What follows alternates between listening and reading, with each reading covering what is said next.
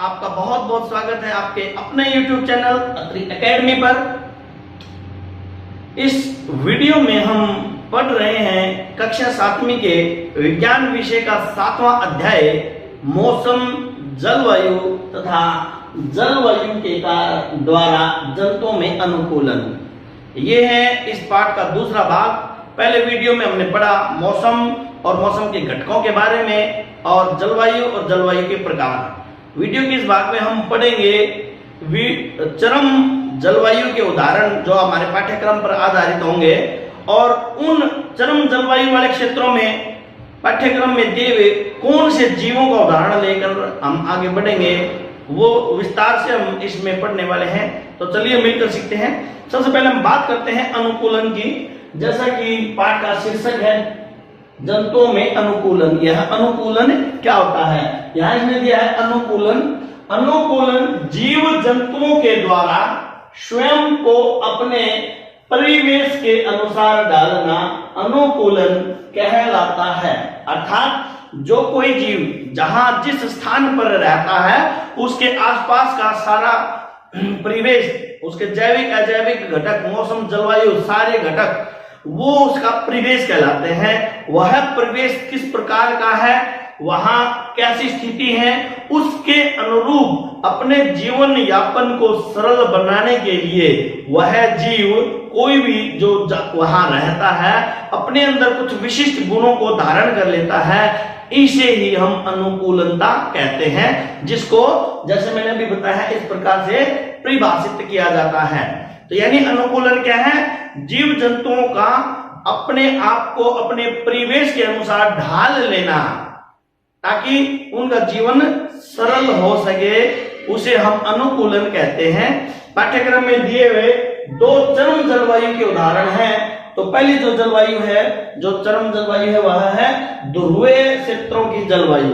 यानी पृथ्वी के दो ध्रुव हैं, उत्तरी ध्रुव और दक्षिणी ध्रुव। यानी पृथ्वी, अगर हम बात करते हैं ग्लोब के द्वारा ये दर्शाया गया है, तो ये ऊपरी सिरा क्या उत्तरी ध्रुव और ये क्या है दक्षिणी ध्रुव है। सूर्य यहाँ विद्यमान है। तो क्या होता है, यहाँ उत्तरी ध्रुव और दक्षिणी ध्रुव जो क्षेत्र है, पहले हम बात करते हैं ये पाए कहां जाते हैं। ये उत्तरी और दक्षिणी ध्रुव जो है ये Greenland, Iceland, Norway, Sweden, Finland, America में अलास्का और रूस में साइबेरिया, ये वो स्थान, प्रमुख स्थान है जो उत्तरी और दक्षिणी ध्रुवों पर स्थित हैं। यहाँ चरम जलवायु कहने का अभिप्राय हमारा क्यों है? क्यों? अगर हम बात करते हैं यहाँ तापमान की, तो यहाँ सर्दियों में तापमान सामान्यतः यहाँ तापमान 0 डिग्री से नीचे ही रहता है। और ये बात मत भूलिए, 0 डिग्री सेल्सियस तापमान वह तापमान है जिस पर जल बर्फ के अंदर परिवर्तित हो जाता है। वह जल जो जीवन के लिए एक अनिवार्य द्रव्य है, जिसके कारण से जीवन का अस्तित्व है, वह जल 0 डिग्री सेल्सियस पर तरल से ठोस में बदल जाता है। तो यहां देखिए सर्दियों में तापमान जो वो -37 डिग्री सेल्सियस, -30 यानी 0 से भी 37 डिग्री सेल्सियस कम तापमान यहां हो जाता है। तो इसका मतलब ये जो जलवायु है अत्यंत चरम जलवायु, अत्यंत शीत जलवायु।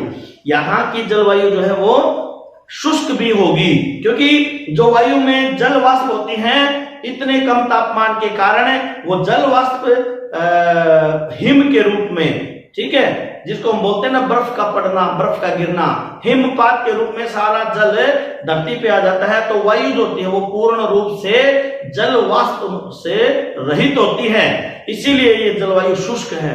तो इस प्रकार से हम देखते हैं कि जो ध्रुवीय क्षेत्रों की जलवायु है वह बहुत ही शीत और शुष्क है। और अगर हम बात करते हैं दिन रात की, ये ध्रुव इस प्रकार से स्थित है कि सूर्य की जो किरणें हैं वो उन स्थानों पर पहुंचती हैं कुछ इस प्रकार से कि वहां 6 महीने दिन रहता है और 6 महीने वहां रात रहती है। तो यहाँ इस विषम परिस्थिति में किस प्रकार से जीव रहते हैं?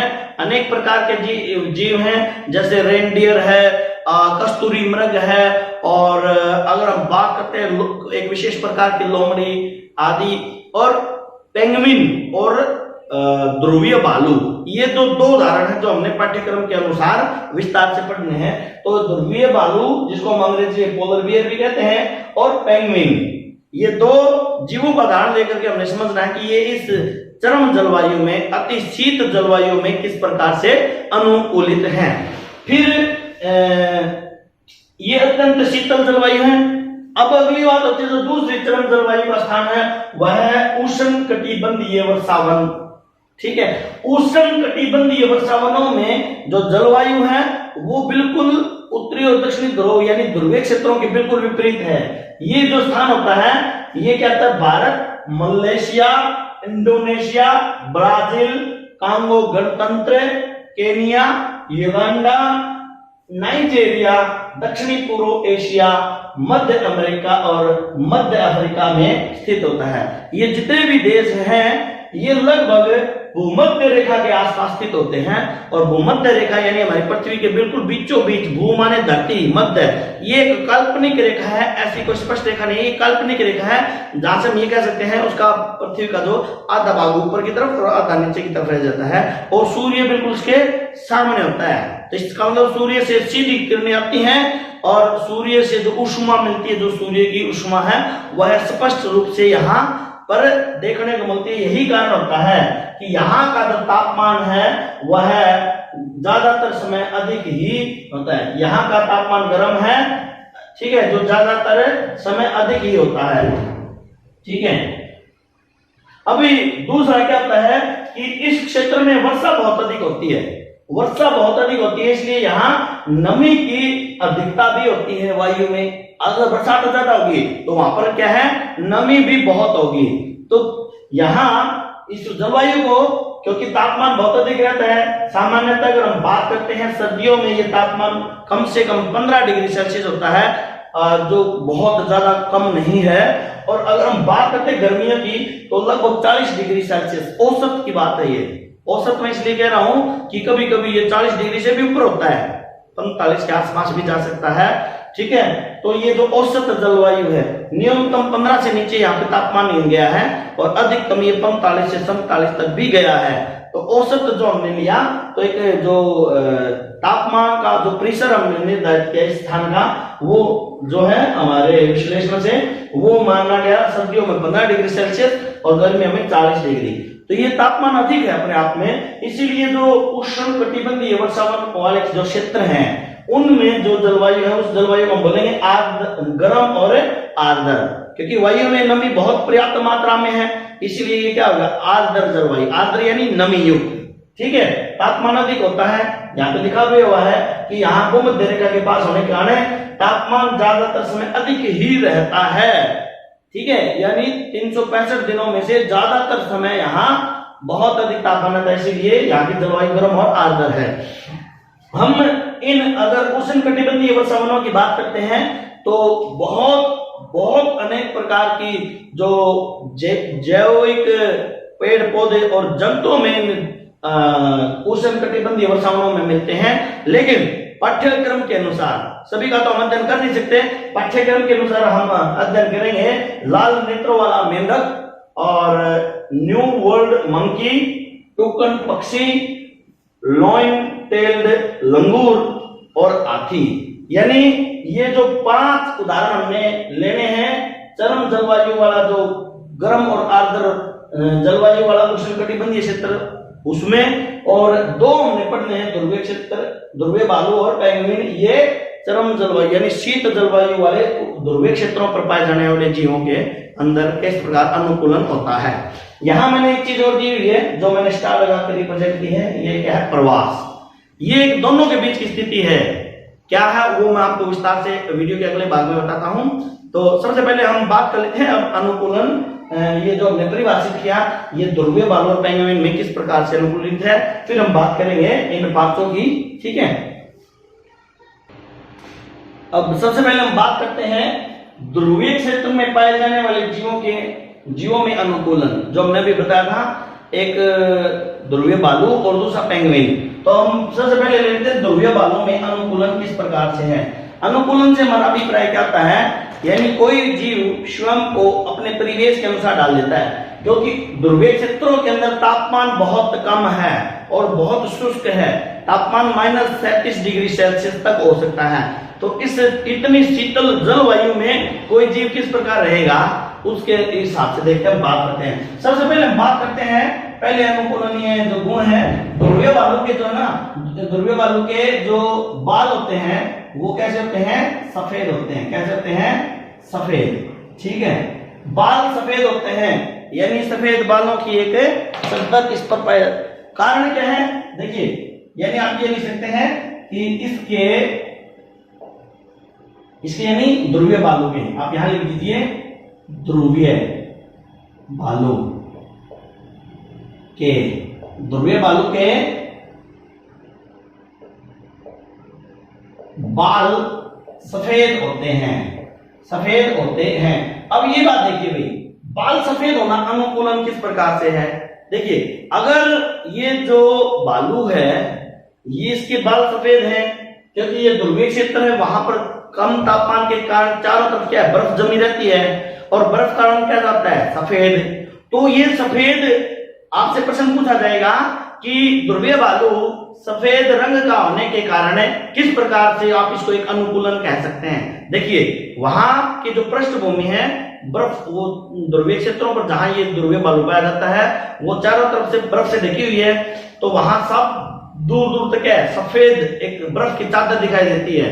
तो इस परिवेश में अगर बालू के जो बाल हैं, बालों के जो फर जिसको हम बोल देते हैं, वो सफेद रंग होने के कारण से क्या है, जब ये बर्फ में होता है तो यह अपने शिकार को दिखाई नहीं देता। यानी कोई ध्रुवीय बालू का शिकार करना चाहता है तो उसे यह आसानी से दिखाई नहीं देगा, क्योंकि सफेद बर्फ में इसके सफेद जो फर होते हैं वो इस प्रकार से मिल जाते हैं कि दूर से यूं लगेगा कि सिर्फ बर्फ है, बालू कहीं दिखाई नहीं देगा। तो ये पहला एक अनुकूलन है।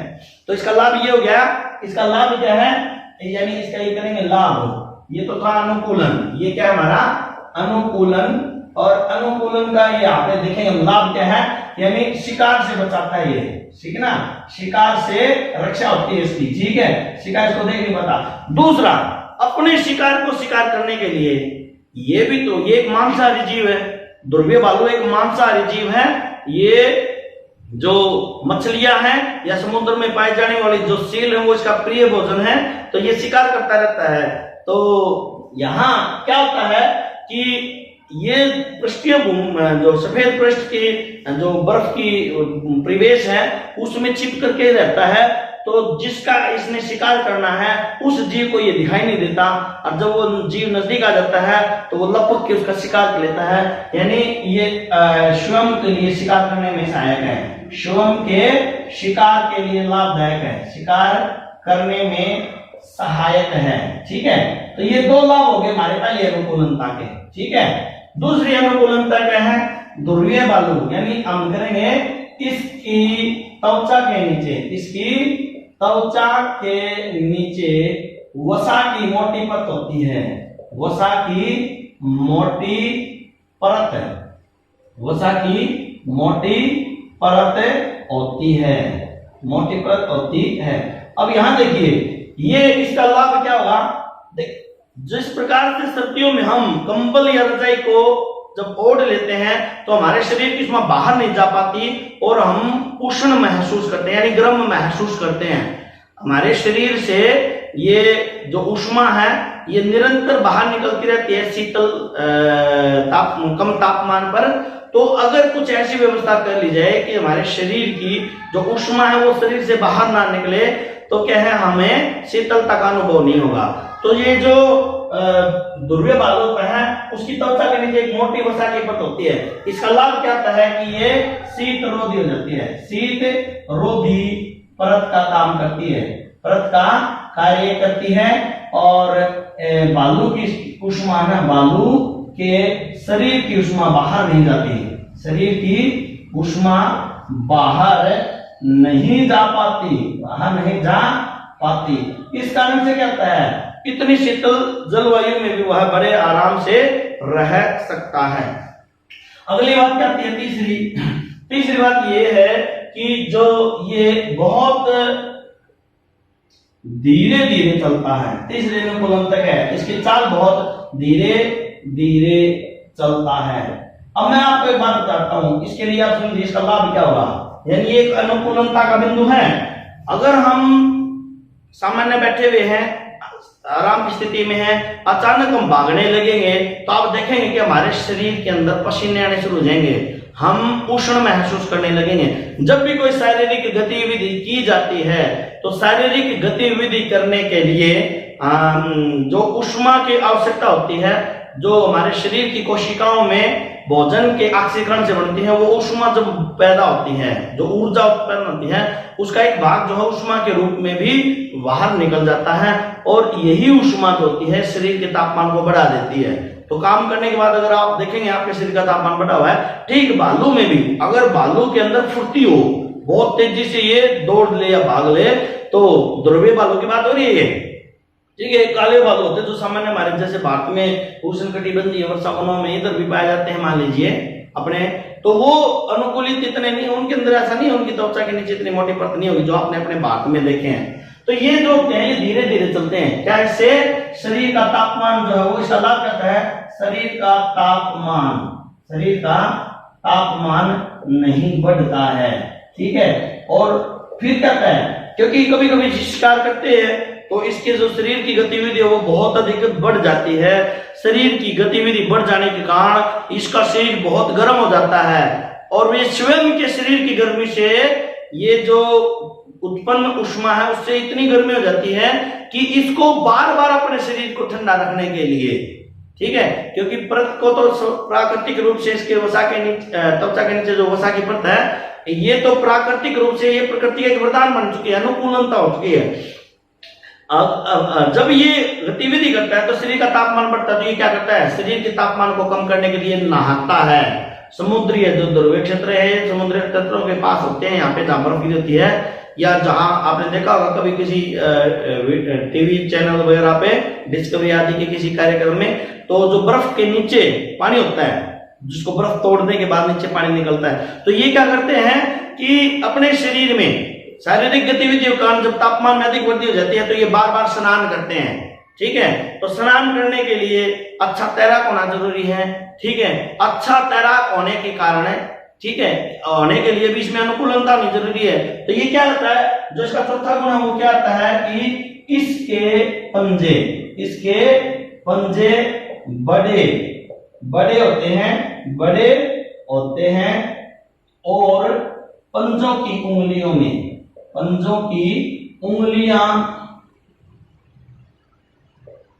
उंगलियों के बीच त्वचा की परत होती है,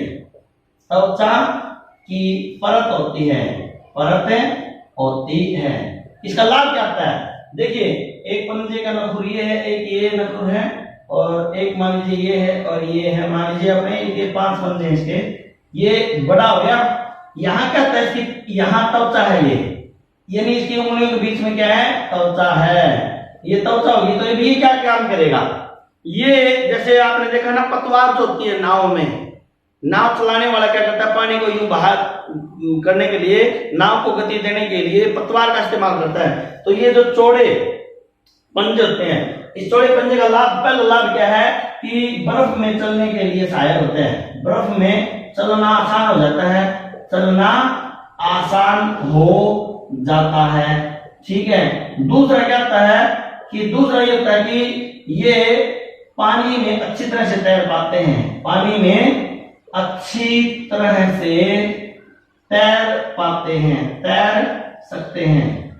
ठीक है, तो ये भी एक अनुकूलता हो गई, पंजों का बड़ा होना और उसकी जो त्वचा है यहाँ इसके बीच में, यहाँ पे इसके खाल होती है, त्वचा होती है। ठीक है, तो ये क्या एक जाल के जैसे काम करते हैं और पानी को तैरने के लिए इसको पानी को हटाना पड़ेगा तो अच्छे तैराक बनाते हैं। ये होता है इसका चौथा पॉइंट। 5वां पॉइंट होता है कि इसके सूंघने की शक्ति क्या है, सूंघने की क्षमता बहुत अधिक होती है, सूंघने की क्षमता बहुत अधिक होती है। ठीक है, बहुत अधिक होती है, ये एक अनुकूलता है। किस प्रकार से अनुकूलता का लाभ क्या है कि बहुत दूरी से ही शिकार को ढूंढकर, बहुत अधिक दूरी से ही अपने शिकार का पता कर लेता है, अपने शिकार का पता कर लेता है। तो इस प्रकार से हमने देखा कि ये कुछ बिंदु हैं जो ध्रुवीय बालों में अनुकूलनता के हैं और इन अनुकूलनता के कारण से ये लाभ इसको होते हैं। अब हम बात करते हैं दूसरे जीव की, पेंगुइन के बारे में। अब हम बात करते हैं पेंगुइन के बारे में। जो दूसरा पाठ्यक्रम के ऊपर आधारित हमारा जो जीव है वो है पेंगुइन है, जो हमने ध्रुवीय क्षेत्रों के अंदर उसके अंदर किस प्रकार से अनुकूलन होता है वह देखना है। तो सबसे पहले हम बात करते हैं पेंगुइन की। तो पेंगुइन की क्या है? पेंगुइन की त्वचा का रंग, पेंगुइन की त्वचा भी सफेद रंग के फरों से ढकी होती है, सफेद रंग के फरों से, ठीक ना, फरों युक्त होती है, ठीक है। बिल्कुल बारीक महीन होते हैं, लंबे बाल नहीं होते इसके, चिकनी सी त्वचा है, लेकिन बिल्कुल छोटे छोटे, जैसे हमारे शरीर में रोए होते हैं, बिल्कुल छोटे छोटे सफेद रोए होंगे, ठीक है, जिससे ये त्वचा क्या है इनकी, यानी एक तरह से ये मान लें कि जो पेंगुइन की जो त्वचा है वो सफेद रंग की होती है, ठीक है।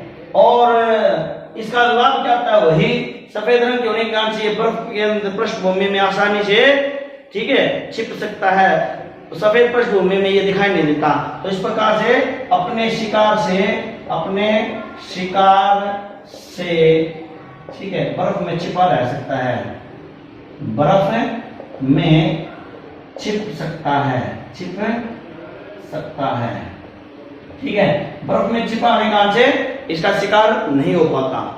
दूसरा क्या होता है कि ये भी जो होते हैं ना, ये झुंड में रहते हैं। एक अनुकूलता इन्होंने क्या करनी है कि पेंगुइन जो है झुंड में रहते हैं। किसमें रहते हैं? झुंड में रहते हैं, झुंड में रहते हैं। क्या इसका देखिए, आप कभी कभी जब हम बहुत सारे व्यक्ति एक साथ इकट्ठे होते हैं, तो जब हम कहीं भी, हम चाहे एक साथ हैं या अलग अलग हैं, हमारा शरीर हमेशा उष्मा को छोड़ता रहता है, हमारे शरीर से उष्मा निकलती रहती है शीतल जलवायु में।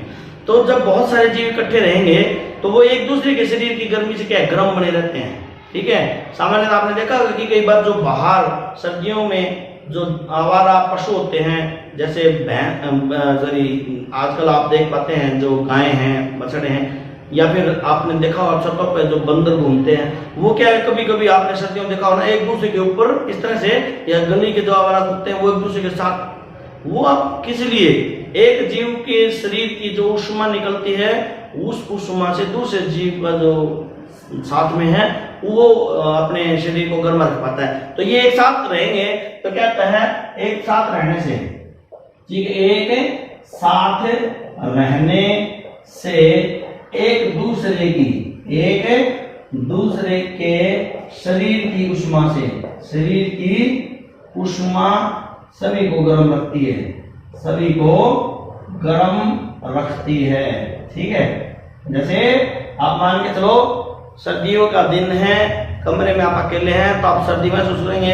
अगर उसी कमरों में 10-15 आदमी इकट्ठे हो जाएंगे तो वही परिस्थिति है, तापमान भी वही है, लेकिन आपको पहले की तुलना में गर्माहट महसूस होगी। वो गर्माहट किससे है?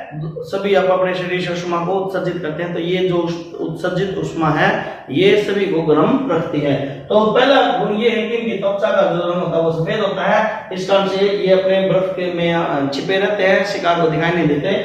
दूसरा ये था पेंगुइनों ने झुंड में झ ऐसे भी लिखते हैं और झ को ऐसे भी लिखते हैं, ठीक है, क्लियर। तो ये एक साथ एक दूसरे के शरीर की उष्मा को धारण करते हैं और इस प्रकार से गर्म रहते हैं। तीसरा क्या है, ये अच्छे तैराक होते हैं, अच्छे तैराक होते हैं और मछलियों को खाते हैं, ठीक है। ये क्या है, मछलियों का भोजन करते हैं, मछलियों का भोजन करते हैं। अब यहाँ पे क्या होता है, तैराक अच्छा होना, यानी इनके लिए वहां वनस्पति का अभाव है, तो वहां भोजन के लिए क्या है, वहां पर पोलर एरिया जो होता है, पोलर यानी ध्रुव को बोलते हैं, और ध्रुवीय बालों को हमने ना बताया नहीं, याद नहीं रहा, मैंने पहले तो बताया था, इसको पोलर बियर बोल देते हैं ध्रुवीय बालों को, ठीक है। और ये वहां पर वनस्पति का अभाव होने के कारण से ये मांसाहारी होते हैं, जितने भी जीव वहां पे पाए जाएंगे लगभग, ठीक है। ऐसा नहीं कि सारे मांसाहारी होंगे, जैसे रेनडियर है, कस्तूरी मृग है, तो वहां वनस्पति का अभाव है। मैंने ये नहीं कहा कि समाप्त होती है वनस्पति, तो वो ज्यादातर जो जीव वो मांसाहारी रहते हैं। ये पानी में मछलियों का शिकार करते हैं, तो इसलिए इनका तैराक होना भी बहुत जरूरी है। ठीक है, अच्छे तैराक होने के लिए, ठीक है, अच्छे तैराक होने से ये मछलियों को आसानी से पकड़ सकते हैं मछलियों को आसानी से पकड़ लेते हैं, आसानी से पकड़ लेते हैं। ठीक है, दूसरी बात, क्योंकि इनको तैरना आता है, तो जो अगली बात है वो ये है कि इनका शरीर धारा रेखीय होता है। इनका शरीर धारा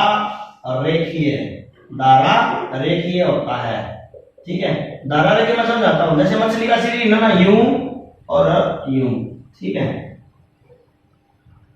ये मैं एक तरह से एक मछली को दिखा रहा हूं। यहाँ पे ये जो शरीर है इस आकृति को बोलते हैं धारा रेखीय है, यानी धारा के अनुसार आगे से जो है ये जल में गति करेंगे, तो जल में जो है जल के अंदर ज्यादा उनको प्रतिरोध ना हो।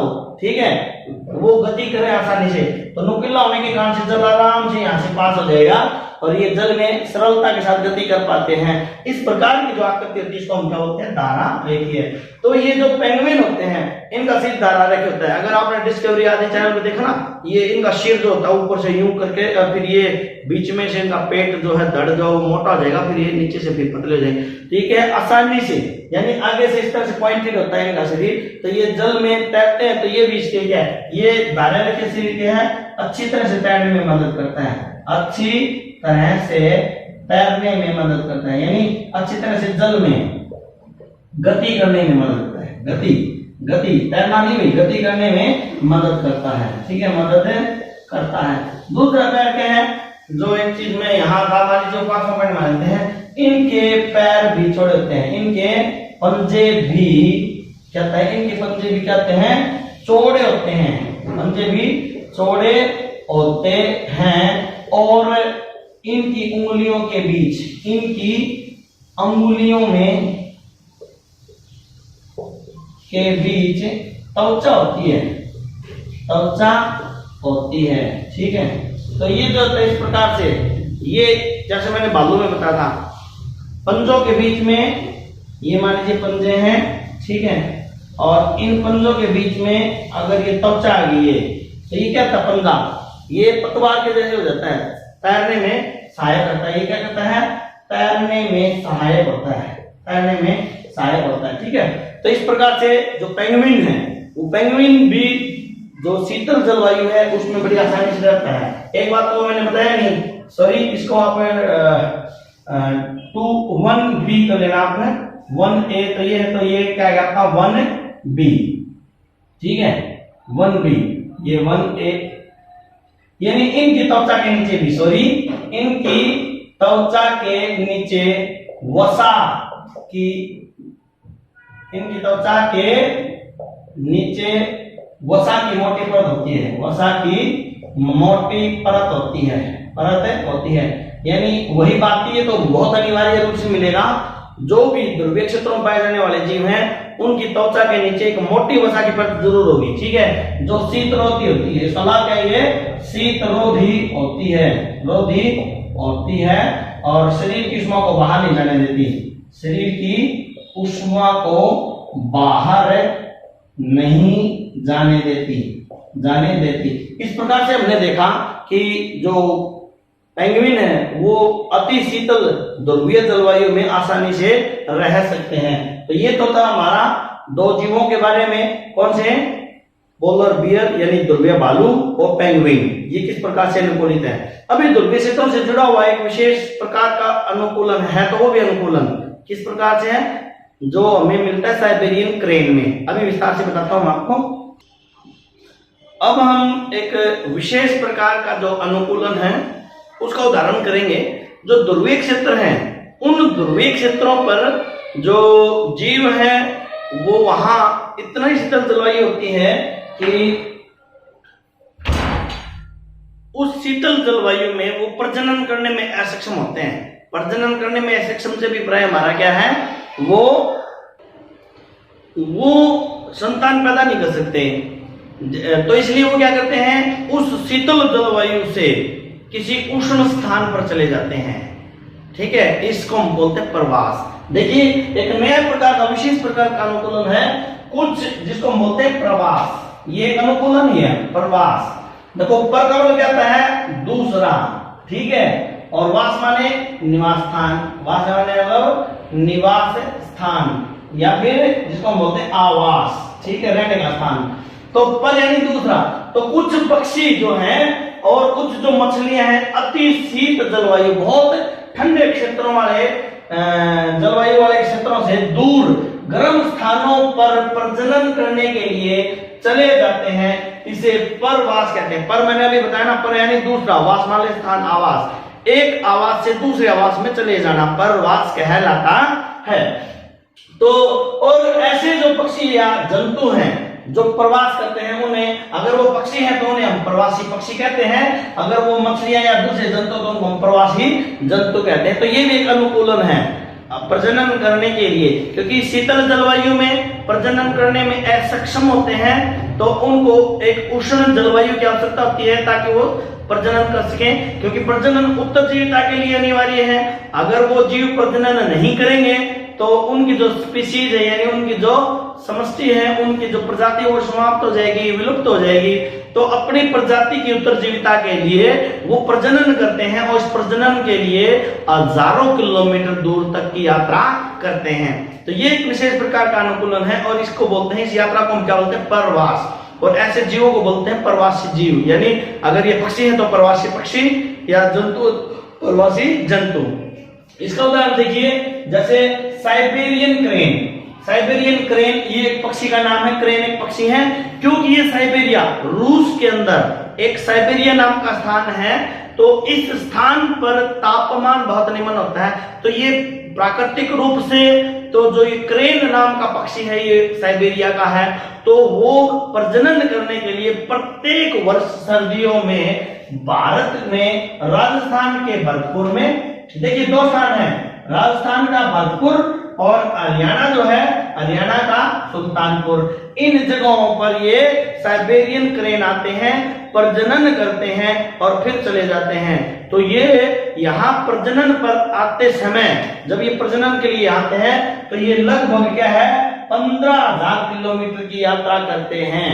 तो इतनी लंबी यात्रा करना ये भी एक विशेष प्रकार का अनुकूलन ही है, जिसको हम प्रवास कहते हैं। तो देखिए ये इतनी लंबी यात्रा करते कैसे हैं, अब ये प्रश्न आ जाता है कि अब इनको पता कैसे चलेगा। तो ये क्या है, संभव होता है, जो होता है, ये जो पक्षी होते हैं, जो प्रवासी पक्षी हैं या प्रवासी जंतु हैं, ये भू चिन्ह है, जिनको हम बोलते हैं लैंडमार्क का उपयोग करते हैं। जैसे आप लोग कई बार पता पूछते हो ना, तो आपको कोई बोलता है कि भाई आगे चले जाना, वहां जाने के बाद आपको एक गवर्नमेंट स्कूल मिलेगा, गवर्नमेंट स्कूल के राइट साइड में अब आपको एक धर्मशाला या फिर एक होटल मिलेगा, उससे आगे आप मुड़ोगे तो वो जगह आपको मिल जाएगी, रामलीला मैदान है। जैसे ये मैं उदाहरण दे रहा हूं, यानी ये क्या लैंडमार्क हो गए, भाई आप चलोगे बाई तरफ, आगे चल करके आपको रामलीला मैदान मिलेगा, ठीक है, रामलीला मैदान से एक गली छोड़ के अगली गली में उसका घर है, तो आपको पता बता ना, ये क्या है, लैंडमार्क। हम अपने पते में लिखते हैं नियर, कोई जैसे नियर देव, कोई मान ली प्रसिद्ध मंदिर है, नियर विष्णु टेम्पल, या कोई स्कूल है near convent XYZ convent school, तो ये लैंडमार्क हो गए। तो ये जो प्रवासी जंतु हैं या जीव हैं, पक्षी हैं, ये प्रवासी पक्षी भू चिन्हों का प्रयोग करते हैं, ठीक है, वो उड़ते हैं, इनके मस्तिष्क में होता है कि यहाँ ये चिन्ह है, अब आगे चल के इस चिन्ह की ओर हमने मुड़ना है, दाएं तरफ बाएं तरफ इधर उधर।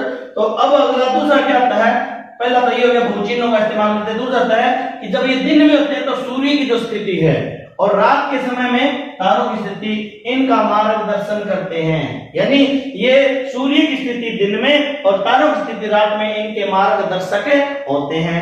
और तीसरी जो संभावना है वो क्या है, जो पृथ्वी का चुंबकीय क्षेत्र है, पृथ्वी में प्राकृतिक रूप से चुंबकता होता है, ठीक है, जैसे पृथ्वी के अपने पोल उत्तरी ध्रुव और दक्षिणी ध्रुव, ये चुंबकीय क्षेत्र है। तो ये इन चुंबकीय क्षेत्रों की तुलना भी करते हैं, क्योंकि चुंबकीय सुई का इस्तेमाल क्या है, दिशा सूचक यंत्र बनाने के लिए किया जाता है, यानी वो दिशाओं का ज्ञान देता है। तो ये इनके अंदर भी एक प्राकृतिक क्षमता है संभवतः, जिसके कारण से ये जो इस प्राकृतिक जो चुंबक है पृथ्वी का, इसके माध्यम से दिशाओं को समझने में ये अपने आप को अनुकूलित कर लेते हैं और ये इनके प्रवास में सहायक होते हैं, मार्गदर्शक का कार्य करते हैं।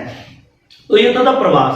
अब हम बात करते हैं, ये तो हमने पढ़ा ध्रुवीय क्षेत्रों की जलवायु में पाए जाने वाले जो जीव हैं उनमें अनुकूलन यानी पेंगुइन और ध्रुवीय भालू और प्रवासी पक्षियों के बारे में। अब हम चर्चा करेंगे जो उष्णकटिबंधीय वर्षावन वाले क्षेत्र हैं उनमें जो जीव पाए जाते हैं उनका विस्तार से अध्ययन। अब हम बात करते हैं उष्णकटिबंधीय वर्षावनों में पाए जाने वाले जीव और उनमें अनुकूलन की। जो उष्णकटिबंधीय वर्षावन है वहां की जलवायु भी चरम जलवायु की स्थिति में आती है, क्योंकि वहां तापमान बहुत अधिक होता है और बहुत अधिक नमी होती है।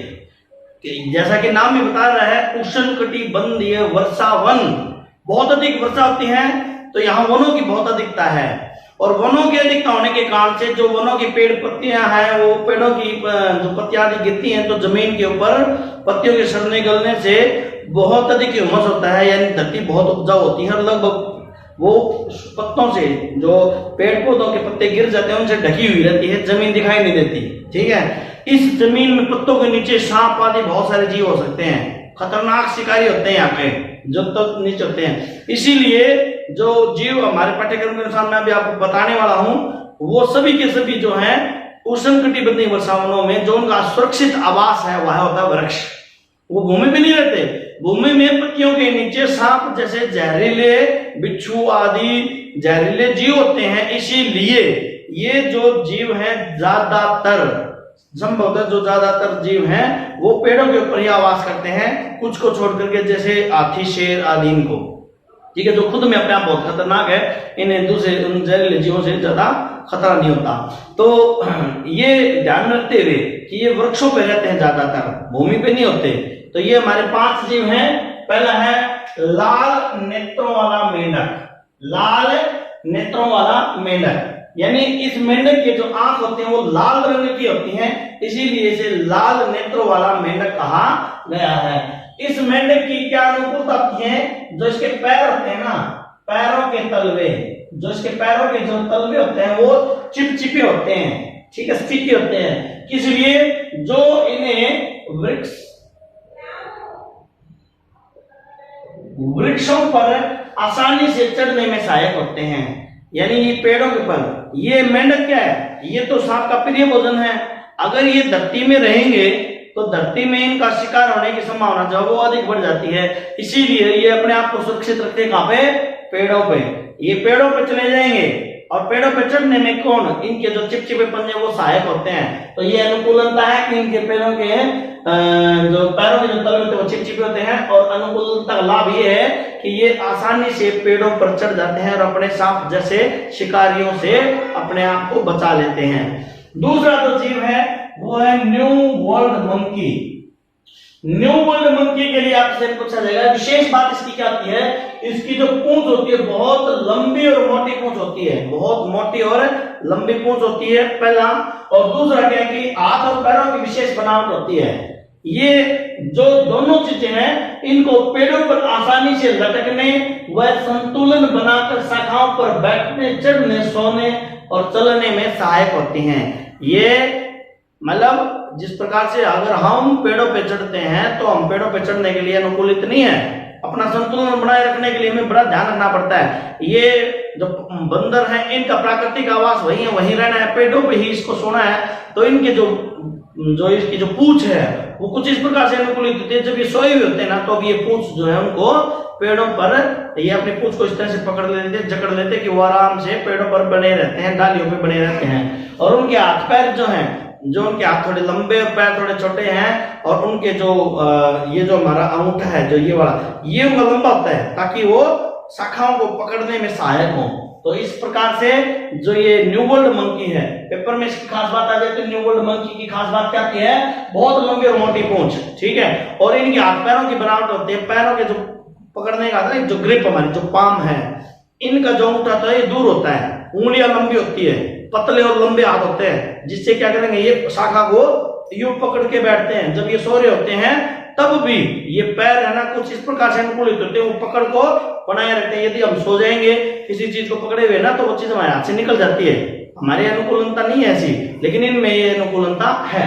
अगला इसी कैटेगरी से है, जो अगला उदाहरण वो क्या है, लॉयन टेल्ड लंगूर। ठीक है, लॉयन का मतलब क्या है, शेर, टेल का मतलब कहता है पूंछ। इसकी जो खासियत है, इसकी जो पूंछ होती है वो शेर के जैसी पूंछ होती है। ठीक है, और लंगूर यानी ये सामान्य बंदर है जो हमारा अपने छतों पे देखते, कई बार घरों में आ जाते हैं, तो ये लंगूर बंदर है, इससे थोड़ा सा विकसित बंदर है। इसकी पर्सन की खास बात क्या है, इसको सफेद दाढ़ी वाला ऐप भी बोलते हैं।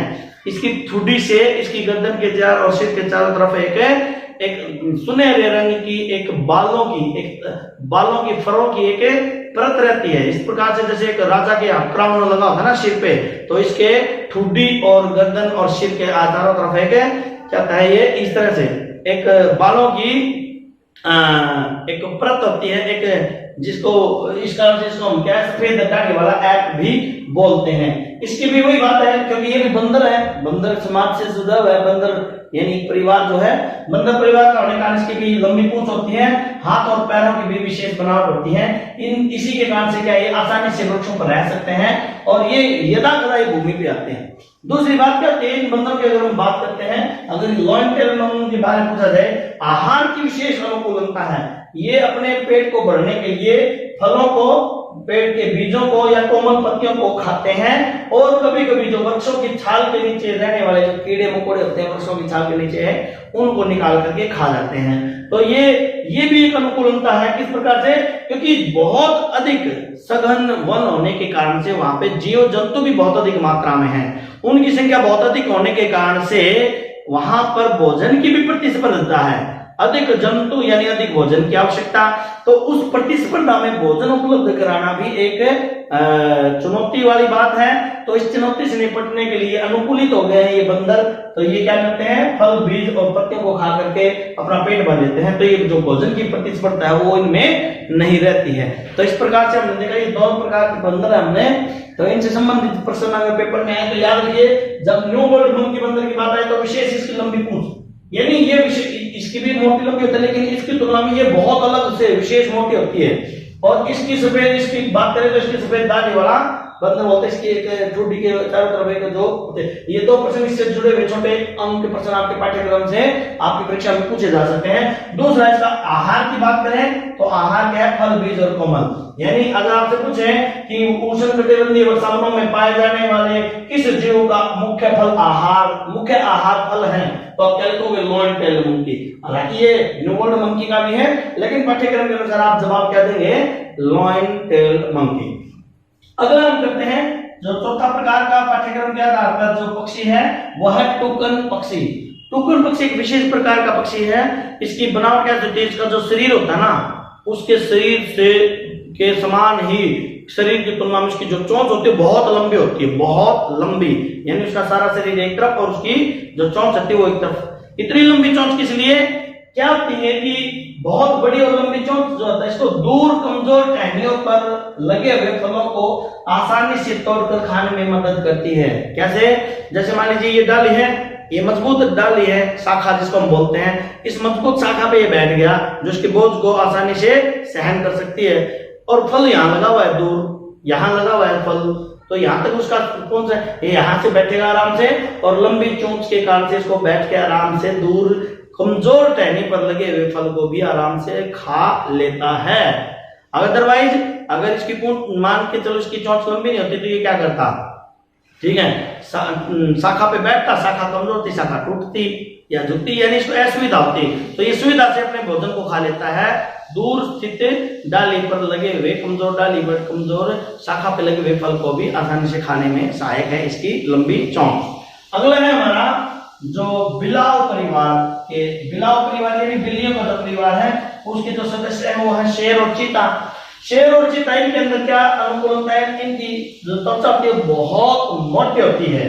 दूसरा, इनके सुनने की क्षमता बहुत अधिक होती है, हल्की से हल्की आवाज को सुन लेते हैं। तीसरी अनुकूलता ये है कि इनकी जो दृष्टि होती है ये बड़ी तीव्र होती है, यानी ये बहुत दूर तक आसानी से देख लेते हैं। इनकी जो आंखें होती है वो चेहरे के सामने होती हैं, ठीक है, जैसे हमारी इनकी दोनों आंखें चेहरे के सामने होती है, तो इसकी क्या होता है, फोकस जो है वो बहुत दूर तक बढ़ता है, तो दूर तक देख पाते हैं, और इनकी जो गति है वो बड़ी तीव्र गति है। तो हम इन चारों अनुकूलताओं को देखें तो ये चारों की चारों अनुकूलताएं शिकार करने में सहायक होती हैं। जब ये शिकार करते हैं ना, तो शिकार करने में जो संघर्ष होता है, तो इस संघर्ष में ये जख्मी ना हो खुद भी, ठीक है, इसीलिए इनकी जो त्वचा वो बहुत मोटी होती है। मान लीजिए कई बार ये शिकार करते हैं, हिरण है या फिर जंगली भैंसा है, इनका जब ये शिकार करने निकलेंगे तो उनके सींग या खुर लगने से इनकी त्वचा अगर कमजोर होगी तो वो क्या है, जख्मी हो सकते हैं ना, तो मोटी त्वचा होती है ये, पहला। दूसरा क्या है, दूर से सुन, यानी ये कोशिश करते हैं जो इनके शिकार हैं वो अगर सांस भी लेते हैं ना, तो ये सांसों की आवाज को भी सुन सकते हैं, और ये लगा लेंगे अंदाजा कि वहां शिकार है। तो फिर देखते हैं दृष्टि दूर तक, दूर भी अगर आवाज अगर दिखाई नहीं, सुन नहीं रही इनको, तो दूर दृष्टि में कोई भी हलचल होती है तो उसको भी पकड़ने में आसानी से ये कर लेते हैं। और जब शिकार करना होता है, शिकार भागता है, तो शिकार को पकड़ने के लिए इनकी गति भी बहुत तेज रहती है, ठीक है। और सर्वाधिक गति से जो दौड़ने वाला जंतु है वो कौन सा है, चीता, ठीक है। अगली बात हमारी जो पाठ्यक्रम पे आधारित अंतिम और आखिरी वो अंतिम जो अनुकूलनता का उदाहरण है वो पाया जाता है हाथी में। हाथी तो सभी ने देखा है, हाथी में क्या होता है, एक लंबी सूंड होती है, हाथी में एक लंबी नाक होती है जिसको हम क्या बोलते हैं, सूंड कहते हैं। ये क्या होता है, सूंघने की तीव्र क्षमता होती है, यानी इस सूंड के द्वारा वो सूंघ पाता है। इसका मुख्य आहार क्या है, ये एक शाकाहारी जंतु है, फलों को और पेड़ पौधों की पत्तियों को खाता है, तो ये अपनी पसंद के फलों को सूंघ के पता कर लेता है कि कहाँ है, ठीक है। और दूसरी जो ये सूंड होती है, ये भोजन को पकड़ने में सहायक होती है, भोजन को उठाने में सहायक होती है। इस सूंड के द्वारा ये पौधों के मतलब जो टहनियों पर लगे हुए पत्तों को आराम से पकड़ के, शाखाओं को तोड़ करके मतलब पकड़ करके तोड़ लेता है, खाने में मतलब अपने आहार के रूप में उसका प्रयोग करता है। दूसरी बात क्या आती है कि इसके दो लंबे दांत होते हैं जिसको बोलते हैं हम बाह्य दांत, ठीक है। ये इनको हम बोलते हैं रंध्र, क्या बोलते हैं इनको, रंध्र। दो विशाल प्रकार के दांत होते हैं। जो शिकारी जो जीव ना, जो बिलाव परिवार के शेर और चीता हैं, इनमें जो दो लंबे दांत होते हैं, ठीक है, मांस आदि चीरने के लिए होते हैं, रदनक होते हैं। तो ये रदनक यहाँ पे बदल जाते हैं, लंबे लंबे दो उसमें जिसको बोलते हैं हाथी के दांत, जो बाहर से विशाल रूप से दिखाई देते हैं। ये क्या होते हैं, रंध्र। इनसे क्या होता है कि इन रंध्रों की सहायता से पसीने जो अपनी पसंदीदा वृक्ष है ना, उनकी छाल को उतार कर खाते हैं, वृक्षों की छाल को। ये बहुत मजबूत होते हैं, तो ये वृक्ष की उस तने के ऊपर अपने रदनक को रगड़ेंगे, छाल उतर जाएगी, उस छाल को ये खाएंगे। तो इससे क्या होता है कि देखो, मैंने फिर बताया था, जितने ज्यादा जंतु हैं उतनी ज्यादा भोजन की प्रतिस्पर्धा है। तो इस प्रतिस्पर्धा को ये अपने आप कवर कर लेते हैं, यानी इस प्रकार से पौधों की छाल को उतार कर खा जाते हैं, तो आवास भोजन के लिए इनकी प्रतिस्पर्धा नहीं रह पाती है। अगली जो अनुकूलता है कि बड़े और लंबे कान होते हैं, यानी बड़े से मतलब है जो बहुत विस्तार दिए हुए हैं, और लंबे यानी उनकी लंबाई ज्यादा अधिक है। तो ये क्या है, ये आसानी से दूर तक सुनने में सहायक होते हैं, ठीक है। इन सुनना, देखो शिकार से बचना है या शिकार करना है, इनको शिकारी तो नहीं है ये, लेकिन इनको शिकार से तो बचना है, तो छोटी से छोटी ध्वनि को भी दूर से सुनना इनके लिए जरूरी है, ठीक है। तो इसीलिए ये सचेत रहते हैं, इनको दूर तक की आवाज आसानी से सुनाई देती है। और दूसरी बात क्या है कि इनका प्रयोग जो ये प्राकृतिक पंखों के रूप में होते हैं। जिस प्रकार हमें गर्मी लगती है ना, तो हम पंखा चला लेते हैं, तो ये कहता है अपने शरीर की गर्मी को ढूंढने के लिए अपने कानों पे लाते हैं, जिससे क्या है इनके शरीर को शीतलता प्रदान होती है। इस प्रकार से हमने देखा कि अभी पढ़ा है अनुकूलनता क्या होती है, और दो विषम परिस्थिति वाले जो चरम जलवायु वाले स्थान है, उत्तरी ध्रुव जो अति शीत और शुष्क जलवायु वाले क्षेत्र हैं, उनमें हमने ध्रुवीय भालू और पेंगुइन के बारे में पढ़ा, और वहां पर पाए जाने वाले जो पक्षी हैं जो प्रवास करते हैं उनके बारे में पढ़ा, और उष्ण कटिबंधीय वर्षावनों के बारे में हमने 6 जंतुओं को पढ़ा। इसी के साथ ही हमारा पाठ पूरा होता है। इस पाठ का एक भाग जो है वो अभ्यास अभी रहता है, वो मैं आपको अपलोड करूंगा बाद में। अभी आप जो वीडियो के दोनों पार्ट हैं वो अच्छे से देखिए, समझिए और स्वयं प्रयास कीजिए उन अभ्यास के प्रश्नों का उत्तर देने के लिए, क्योंकि मैं जानता हूं कि जितना भी मैंने पढ़ाया है बहुत अच्छे से मेरा प्रयास है। अगर आप ध्यान से उनको देखते हैं, बार बार देख के सुनते हैं और उसके बाद अभ्यास को आप हल करने का प्रयास करेंगे तो आप अवश्य ही कर सकेंगे। तो इसीलिए आप इन वीडियो को देखिए और अपना अभ्यास स्वयं कीजिए। फिर बाद में मैं अभ्यास का एक वीडियो अभ्यास के प्रश्नों का हल के लिए मैं बनाऊंगा, अपलोड करूंगा। तब तक आप बने रहिए अति अकेडमी यूट्यूब चैनल पर। अगर आपने इस चैनल को पहली बार देखा है, अभी तक सब्सक्राइब नहीं किया, तो आप इसे सब्सक्राइब कर लीजिए और अगर आपको वीडियो पसंद आया तो इसे लाइक कीजिए और अधिक से अधिक शेयर कीजिए। Thank you very much. फिर मिलते हैं अगले वीडियो में एक अगले टॉपिक के साथ, एक नए अध्याय के साथ।